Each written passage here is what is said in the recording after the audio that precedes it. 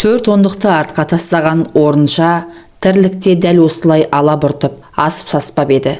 Елемес Рамазанұлымен ғұмырында бірінші рет беттесіп креслоға маңғаз отырған оның қою қара шашыны алғаш рет абайлап тарақ тигізіп, алақанымен уыстап ұстайтындай көңілі алып ұшып орнына түспеді.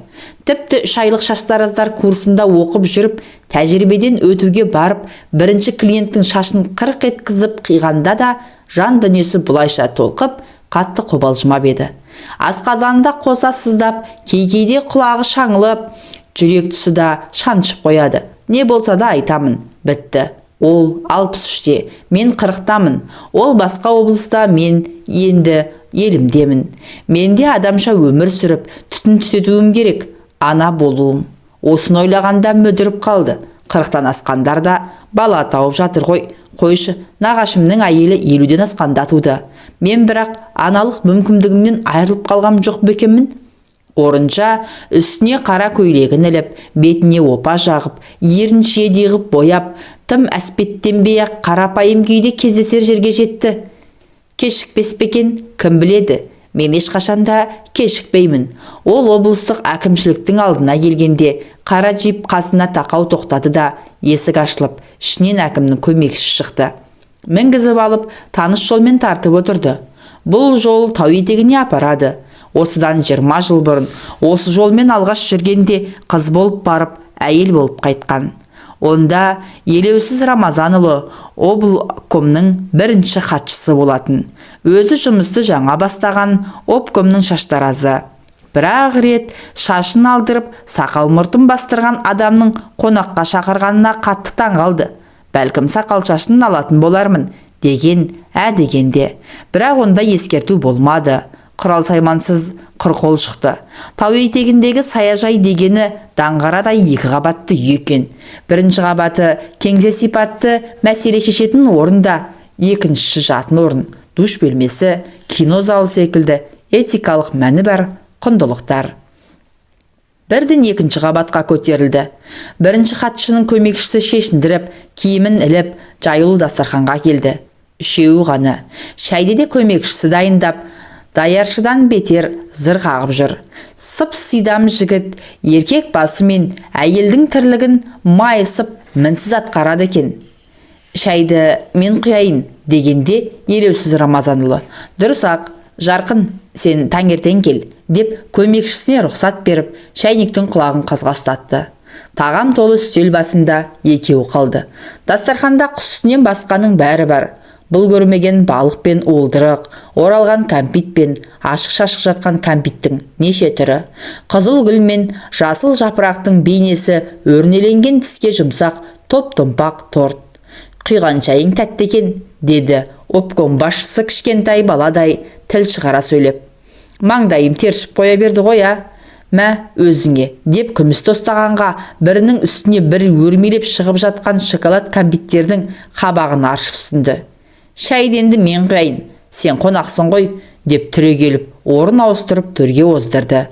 20-дан енді асқан балаң бойжеткен ләм деген жоқ. Бұрын 1-2 рет көрген кісінің қарапайымдылығына тәнті болды. Шай құйғанда қолы дірілдемеді. Шайнектің тұтқасын ұстау, қайшы мен тарақ ұстаудан да қиын емес. Депутат, орталық комитеттің мүшесі, делегат секілді биік мәртебелі адамның шашын алып, сақал мұртын басу ептілікті қажет етсе, ыбыстық шайнектің иіліп келген тұтқасы қолға икемдақ. Бұған еш қиналмады, асып саспады. Қол күші де жетіп жатты. Тек бір таңғалғаны, 7 күнде өзін неге шақырды екен? Көмекшісі қазір жұмысқа кел деп үйіне телефон шалды. Келген бетте осылай қарай алды да шапты. Мен сенің қолыңды бірден ұнаттым. Қолың сондай жеңіл екен. Соны байқауда бірінші орынға 2 адам таластыңдар. Біреуі бір кексе неміс әйел. Мен бізге өз ұлтымыздан болғаны керек. Қазақ қыздарын этикалық кәсіпке баулу керек. Бірінші орында осы орынша Қамысбаеваға деп отырып алдым. Рахмет, деді баяу ғана. Енді іш мен құйған шайдан. Ой құдай-ай, маған обкомның бірінші хатшысы өз қолымен шай құйып беріп отырма деп орынша өз көзіне өз сенбей шайдан бір тұтарды. Өңім бе, түсім бе? Сені біраз іздедім. Қалалық автовокзалда істеп жүр екенсің. Шұғыл алдырыңдар. Обкомның шаштаразы өзіміздің қарагөз болу керек, дедім. Елеусіз Рамазанұлының айтқанның бәрі рас. 3 айлық курсты бітіріп, байқауда 1-ші орын алып, қалалық автовокзалға шаштараз болып орналасқан.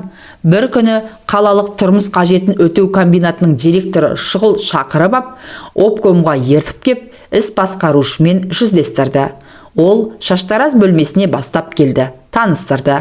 Өзінің дұрыс киініп жүру керектігін, жұмысқа ешқашан кешікпеуін, кейтінде де келіп қалатын кездері болатынын, обкомның бюро мүшелері мен бөлім меңгерушілерінің және олардың көмекшілерінің сақал шашын алатынын тәпіштеп түсіндірді.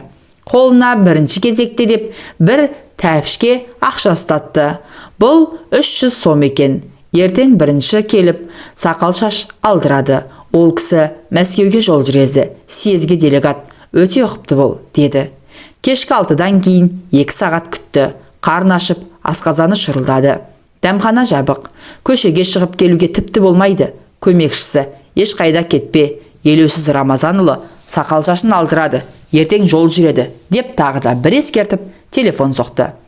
Бір мезет көмекшісі: отырсың ба, деп хабарласқанда: отырмын ғой, сағат 8-ге тақады. Қарным аш адам тоқ адамға қалай қызмет көрсетеді, деп айтып салды. Сірә аштық не дегізбейді, тоқтық не дегізбейді деген сөз осындай жан қиналысынан шықса керек. Сол-ақ екен, жапалақ көз сидам көмекші сымы шұбатылған төк шәйнек пен кәмпит, пешеней, тұтастай бір қорап торт әкеліп берді. Шәйнек басы бүтін сенікі, шай қойып ішесің, деп ескертті. Торт жеп, тойыңқырап қалған кезде көмекші алда хат жартта кіріп келді. Жұмсақ креслоға жайғасқан жас шамасы 40-тарға тақаған кісі: қандай үлгіде алайын, деп шаштараздың дәстүрлі сұрағын қойғанында таң қалды. Қысқашасы: Мәскеуге кетіп барам ғой, сосын өзіңе ұнағанын жасай бер. Партия, совет қызметкерлеріне селдір селкеуі жоқ, құлақты ашқан қысқа шаш үлгісі тән әрі бұл үлгі басшыны тойған қоздай монтитіп көрсетеді. Елеусіз Рамазанұлы: сақал мұртыңызды алайын ба? Ал өзің сұрап тұрғанда, деп күлді. Хош иіс аңқыған көбікті көпірште жағып, атақты бетті әп-сәтте тазартып, соңынан майдай жұмсақ алақаны мен бет жылтыратқыш иіс маймен сүйкеп, әртүрлі гүлдердің жиынтығынан жасалған әтір бүрікті. Енді Мәскеуге ұша беруге болады, деді креслодан тұрып жатып. Елеусіз Рамазанұлы маңдайы ашық, қырғи тұмсық, жуан мойынды, нағыз еркек тұлғалы азамат екен. Мана аққа оранып отырғанда айнадан көздері түйісіп қалып, абдырап, құлақ түбіндегі шашты қайшының ұшымен сәл ауырта қырықты. Соны байқаған ел ағасы айнаға тура қарамай, көз ырбатысып қалар сәтте жанарын төмен салды. Құлақ пен танау ішіндегі тікірейген қыл қыбырды түтін қалдырмай қырқып, тазалау шаштараздың саусақ ұшынан қалмайтын ұсақ түйек болғанмен ұқыптылықты қалайтын міндет. Ол үшін үшкір қайшының ұшын шебер пайдалану қажет. Адамзаттың осы екі мүшесін өте сезімтал қылып жаратыпты. Тіпті тиіп кетсең қытығы келіп, тез оянатын сезім мүшелері де осы екеу екен. Сондықтан әрі сақ, әрі абай болуды ұстаздың аузынан талай естіген. Тіпті қастың шошайып тұрған артық қылын қайшы ұшымен қырт еткізіп қиып тастаудың еш қиындығы жоқ. Бір еңкейгенде-ақ епті қолдың қажырымына кететін әдіс.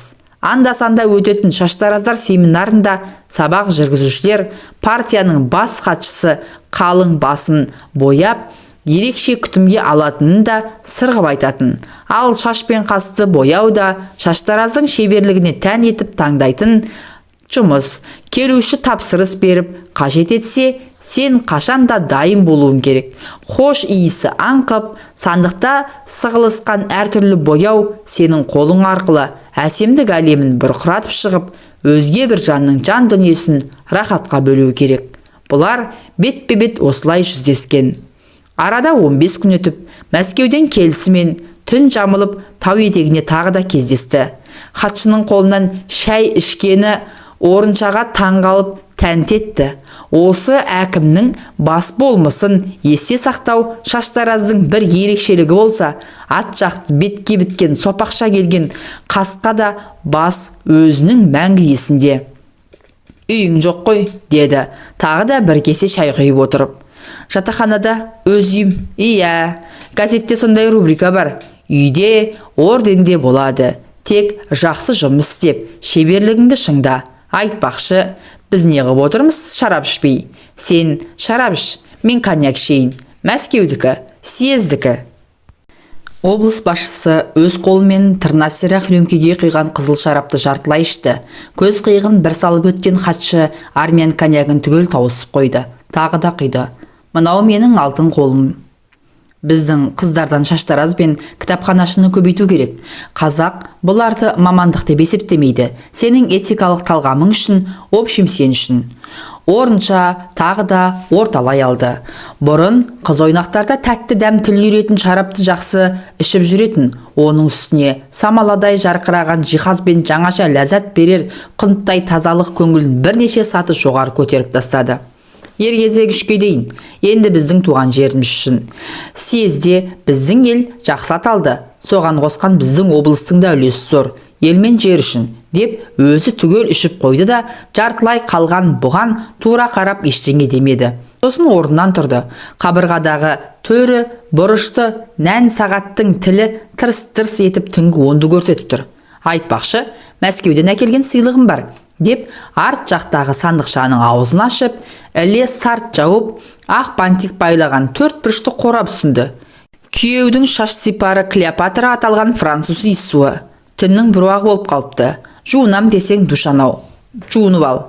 Орынша осы бір қарапайым адамның айтқанына қарсылық көрсетпей көне берді. Төбеден жылы су бүріккен душ астында тұрып, жаны рахаттанды. Жатақханада душта, ваннада жоқ, моншаға да, осап та бара алмады. Хош иісі мүңкіген иіс сабынмен қардай әппақ жұмсақ көпіртіп, қара шашын түгел көмкерген бальзам аралас шампунның иісіне бой балқып, жұмақ күй кешті. Қызыл шарап ұйқысын келтірді, бірақ осы бір қамқор адамнан қорықпады. Бір рет сақал шашын алып, біріне жақын тұрған сәттен кейін бұл да көптің бір адам екен ғой деп көңілі сабасына түсті. Жуынып шықты. Ақ желең, басын бүріккен ақ орамал, бәрі дайын. Елеусіз Рамазанұлы қайда екен деп іздей бастады. Көзі үйреніп, көңіл жақын тартып кетті. Ол кісі бір бұрыштағы ерлер душынан артқа оранып алып, тағы да шыға келді. Шай ішеміз бе? Деді, күлімдей қарап. Күлімсірегені сондай мейірімді. Өзі де өте әдемі кісі ғой. Менің ұйқым келіп тұр, деген сөз аузынан қалай шығып кетті, бұл да байқамады.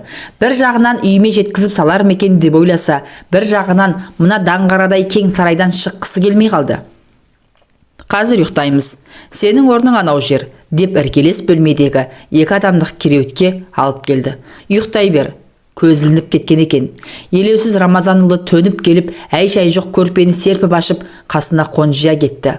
Маңдайынан мұрнынан сүйіп, тамағынан иіскеп, ұшы түртиіп тұрған қос алмасына тілін тигізіп, тамсана сорғанда қыз ыңырсып, есінен айырылып, жаным деп жайлы бір дауыс саяжайды жайлап кетті. Ерін емшек ұшын алғанда, мұныңыз дұрыс емес, деді, тісі тісіне тимей қалшылдап. Бәрі дұрыс болады. Бәрі дұрыс. Еңгезерде еркектің салмағы езіп жібере жаздады. Жаншылып, жан ұшырған 20-дағы Шаштараз қыз 40-дағы қырқалжаң ел ағасының астында шыңғырып жатып, анасын көмекке шақырды. Оған тық-тық еткен қабырғадағы 4 бұрыш сағат, терезедегі желкемнен желп-желп еткен қызғылт перде, душ бөлмесіндегі тырс-тырс тамған тамшы куә. Орынша осы жолмен алғаш жүрген қыз болып келіп, әйел болып қайтып еді.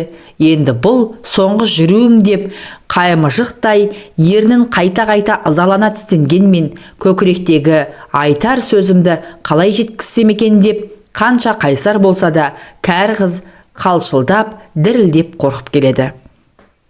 20 жыл дегеннің бір жігіттің жылқының басын бұрап жығар ғұмыры, ата-анасы әлпештеген бір қыздың омырауы шығып, оң жақтан сол жаққа аттап, екі босағаның берекесін кіргізіп, бақытқа кенелтер кезеңі. Орынша ойлап отырса, осы жолмен алғаш келгенде көкірегі шешек атқан балаң бойжеткен еді. Қазір омырауы былқсылқ еткен 40-тағы кексе әйел болды. Бірақ бала емізе алмады. Жасанды жолмен түсік тастап, елеусіз Рамазанұлының көңілін тапты. Омырауына еңбектегі ерлігі үшін медалін, еңбек қызыл ту орденін тақты. Ең есте қалғаны Мәскеуде өткен тұрмыс қажетін өтеу қызметкерлерінің құрылтайында бала емізбеген омырауға еліміздің ең жоғарғы марапаты Ленин орденін тағып қайтты. Бұл шықпаған газет, бұл шықпаған журнал қалмады. Мәскеуден жарық көтерген Советская женщина журналының сыртқы мұқабасы да өзіне арналды. Бірақ мен нағыз әйел болмадым деген ой осы жолмен соңғы келе жатқанда жанын мүжи берді. Әйелдің бақыты жар сүю, бала сүю емес пе? Менің обком аппаратының сақал шашын алып біреуінің көңіліне қараумен өткен өмірім кімге дәрі? Жастардың алдына шығып, салауатты өмір салтын айтамын деп ақыл тағы да тағысын айта бердім. Молданың айтқанын істе, істегенін істеме дегеннің дәл өзі. Мамандығым кәсібім шаштараз болғанмен, әйелдік парызым соның көлеңкесінде аяқталмай қалды ғой. Бүгін осының бәрін аузым барып елекеңе айта алар ма екенмін? Қолым батыл, аузым қорқақ сорлымын ғой. Джип сол баяғы қосқабатты үйдің жанына кеп тоқтады. Қысқа төбесінде сүңгі мұз қатқан, жазда шешек атып, жұпар шашып, жан сарайыңды кеңіретер зәулім сарайдың алдында қызыл сары гүлдер жайқалып өсіп тұр. Елекең де келген шығар. Сол ғой шақыртқан. Әншейінде жүгіріп жүрер көмекшілер зым-зия жоқ. Мәшине әкелінді де гүр етіп келген ізімен жүріп кетті. Орынша бірден екінші қабатқа көтерілді. Әбден көз үйреніп, өз босағасындай болып кеткен үйдің есігін еркін ашты. Елеусіз Рамазанұлы болса, баяғы көк креслода қозғалмастан отыр. Келуіңмен қарындас, деді. Жүзі сынық, бұрынғыдай алып ұшып тұрған жоқ. Сіздің де келуіңізбен Елеке, деді. Әуелгі елеусіз Рамазанұлы еді. Төсек табыстырғаннан кейін ағай деді. Арадағы 20 жыл қызыл тіздің тізгінін Елеке ғып қолына ұстатты.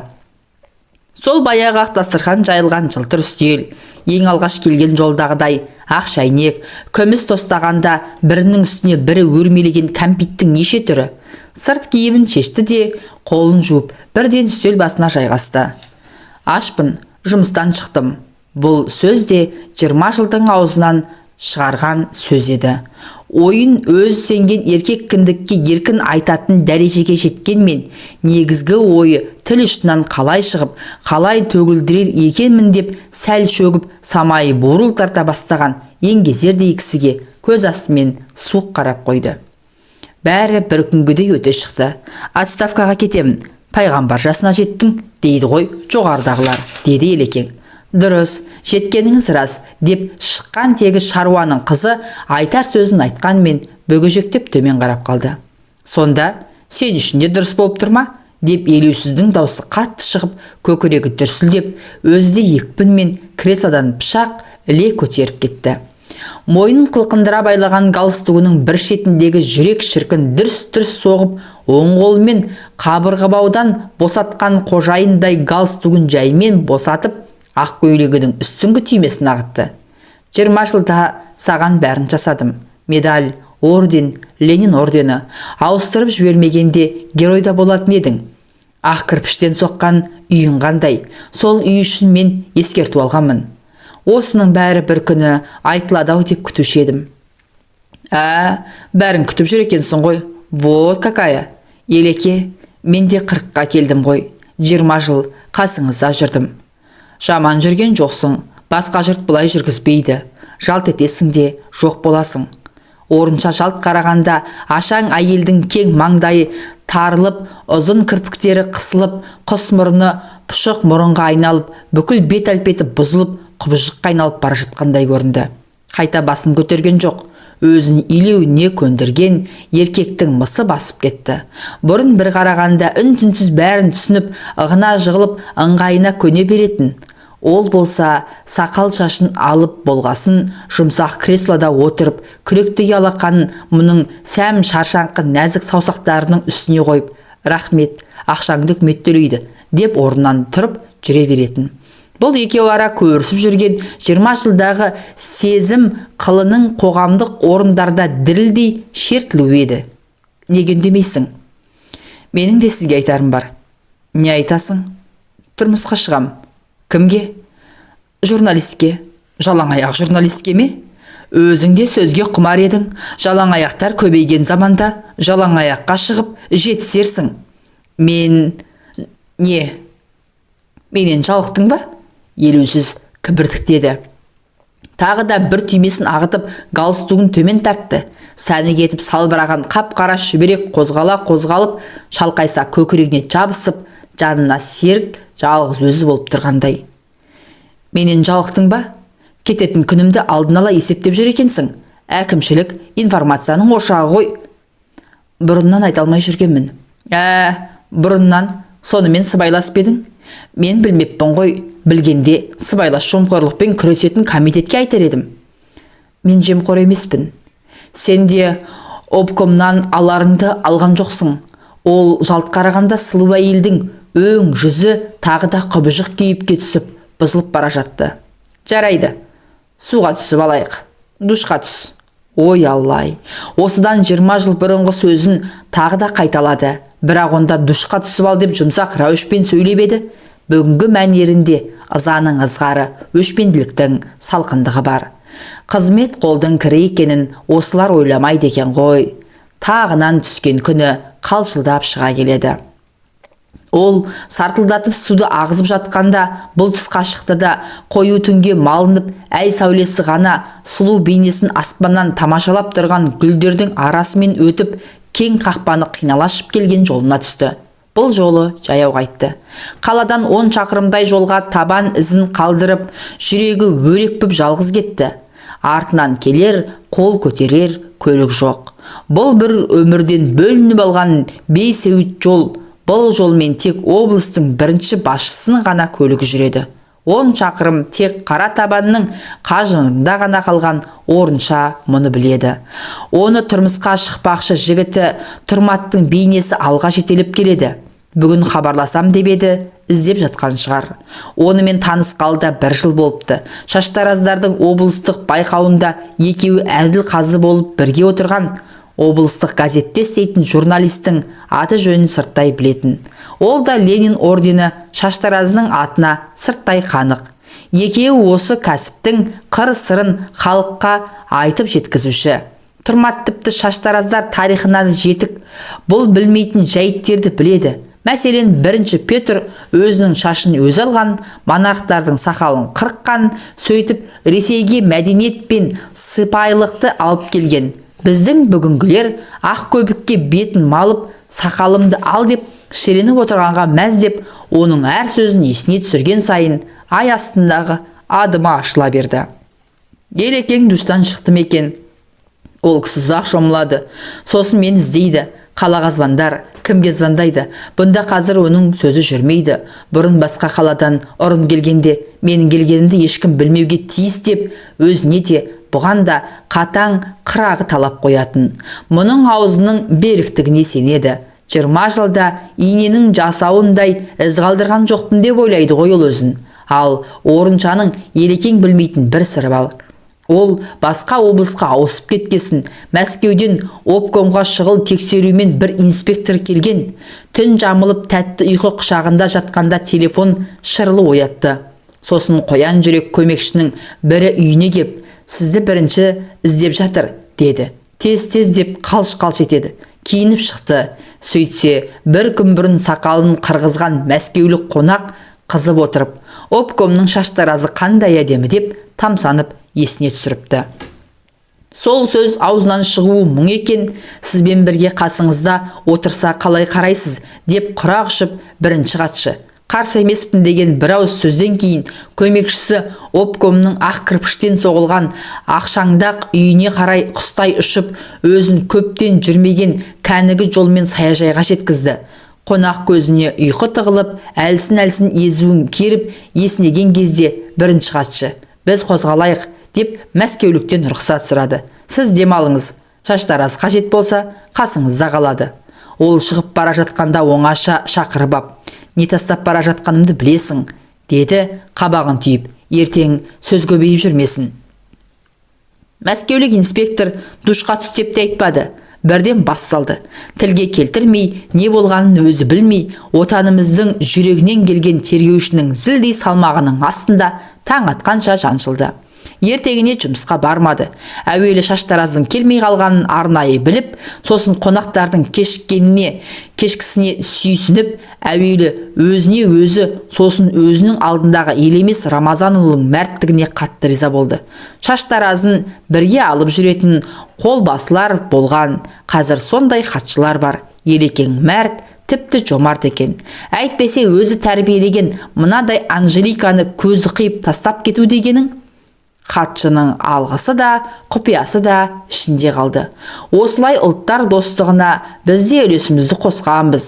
Елекеңе осының бәрін ескерткенде не істер еді? Мәскеулікке аузын ашалар ма еді? Қайдан шықсын ондай ерлік? Оның алдында сілейіп отырғаннан басқа не бітіреді дейсің? Көп болса өзінің орнына келген хатшыны сыртынан сілейтіп бір боқтар. Бұлардың жігіттігі бір сәтте жуылып кетеді ғой. Ол ай қараңғылық астында ерін қайта-қайта тістелеп, қайырылмай кеткен жастығын қия алмағандай, ішін ыза кернеп, даңғыл жолдан иіліп басталған жалғыз аяқ соқпаққа қарай бұрылды. Елекең іздесе таба алмай қалсын. Бұл соқпақта қалаға апарады. Оны Тұрматтың сүйкімді бейнесі алға қарай жетеледі. Қаншама рет телефон соққан шығар. Екеуі ара көк әңгімеден кейін бір күні газеттен басқаға бақыт сыйлаған деген очеркті көрді. Бұрын өзі туралы талай жазылса, мына жазуға Орынжанның жүрегі елжіреді.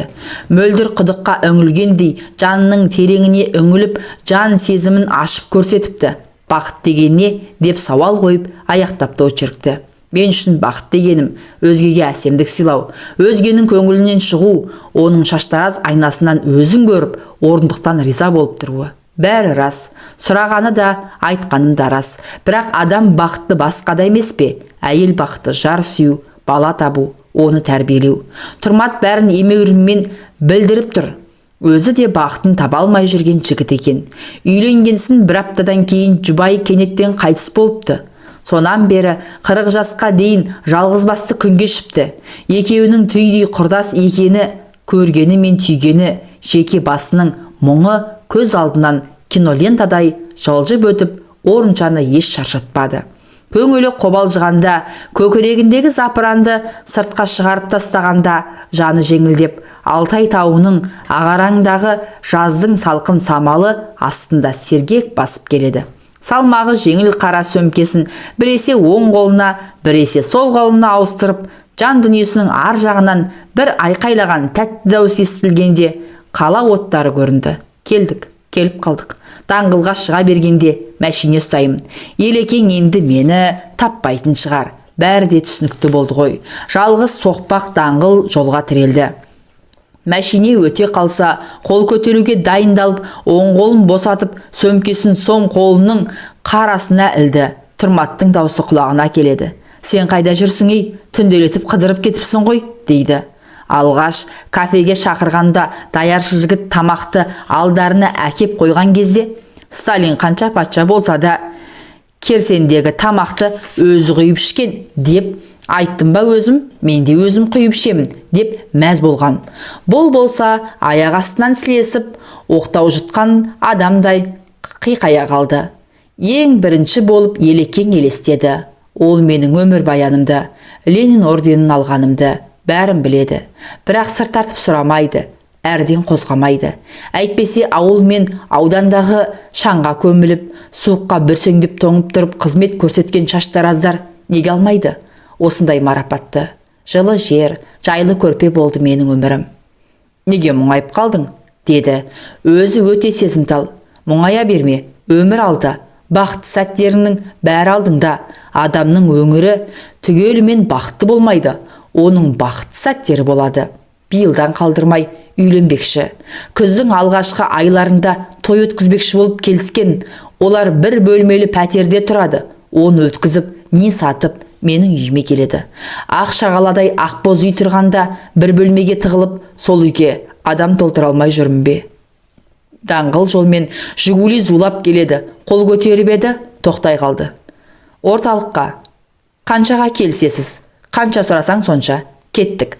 Мәшине ақшаңнан зәулім үйдің алдына келіп тоқтағанда теледидарға қараудан көзі талмайтын жүргізуші жігіт жолаушы әйелді шамыртқандай болды. Сіз атақты Шаштараз Орынша Қамысбаева емессіз бе?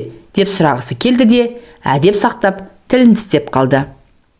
Кірген бетте телефонның нөмір ажыратқышына үңілді. Тұрмат 1, 2, 3, 4, 5 рет соғыпты. Қазір бейуақ, ыңғайсыз болар. Таң атысымен өзім хабарласам. Жүрегі алқынып, аузына тығыла берді. Өз қолының тамырын ұстады. Бүлік. Жүрегіне жұмсақ алақанын қойды. Дүрс. Телефон түбіндегі ақ креслоға шалқайды. Екі қолы көтертпей, он саусағы қимылсыз салбырап қалды. Телефон шырр етті. Қолын көтеріп тұтқаға жеткізе алмады. Тағы да шырр. Тұрмат қой мынау. Бар күшін сарп етіп серпіліп барып нәзік алақанын тұтқаға тигізді. Бұл қалалық полициядан. Бізге Қамысбаева Орынша керек. Аузынан жылмышы қан атқып кетіп, шалқасынан түсті. Қызыл қан кезерген еріні жуып шайып төмен қарай тырс-тырс тамшылап тұр. Түн ортасында естілген дөрекі дауыс әбден шаршап келіп, талмасы ұстаған жүректі жарып жіберді. Екі аяғынан тік тұрып, адамдарға қызмет еткен Шаштараз емен жарқын бір демалайыншы деп бойын кеңге салғанда, өзінің ақ креслосына аузы ашылып шалқалаған күйі қалды. Таң атысымен үйіне, сосын жұмысына телефон соққан Тұрмат жауап ала алмады. Асығып үсігіп үйінің қасына келгенде, есік алдында кіріп шығып жүрген 5 ауыт адамдарды көрді. Бұлар бүгінгі әкімшіліктің төменгі буынының жандайшаптары еді. Не болды? Деп сұрады алғаш кездескен біреуден. Сіз кімсіз? Жақын танысымын. Шаштараз өмірден қайтты, деді жайбарақат. Жақын танысы болсаңыз, туған туыстар қайда? Хабар беру керек. Тұрмат ішке кіруге әрекет етті, бірақ полицай жібермеді. Мәйітті моргке әкеткелі жатыр. Моргтен келгесін